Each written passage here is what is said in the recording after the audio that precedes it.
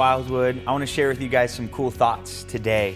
In Revelation chapter 21, this is what we see starting in verse 3. It says, I heard a loud shout from the throne saying, look, God's home is now among his people.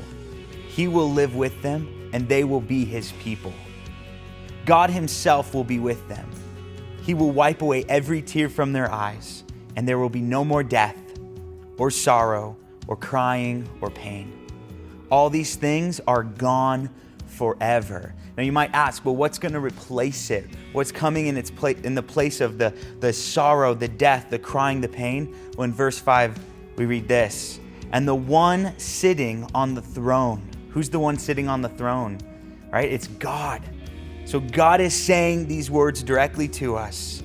He says, look, I am making everything new.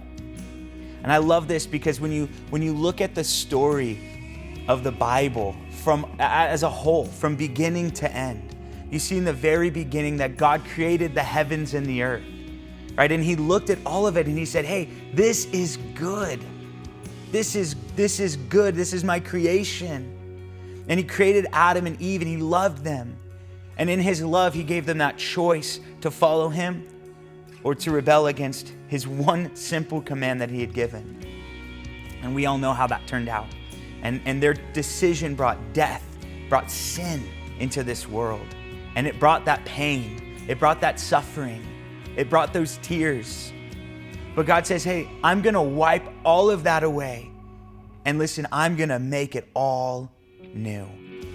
The creation story that we read in Genesis, it's not that he's going to do that again and he's going to give us a chance like he did with Adam and Eve to choose to follow him or not. He's already given us that choice.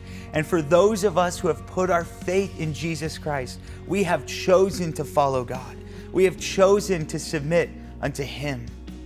And in that, he is saying, I am going to make everything new. He's saying, I'm going to make it better than it was. There's going to be healing from the brokenness. And that's coming to the believers of Jesus Christ.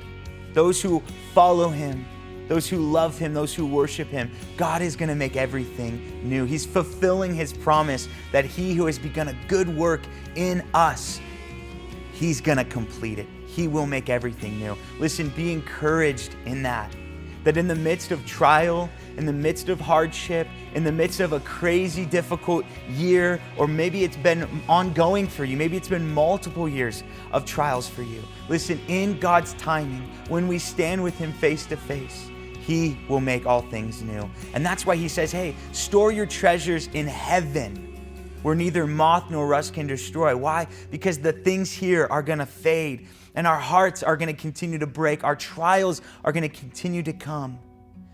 But when we get to heaven, when we get to be with Jesus, all things are new. So we have that to hold on to. Brothers and sisters in Christ, let me encourage you, hold on to that hope of heaven, that hope of the newness that's going to come as we walk with Christ. Well, hey, God bless you guys today. I hope that encouraged you. Love you guys and hope to see you soon.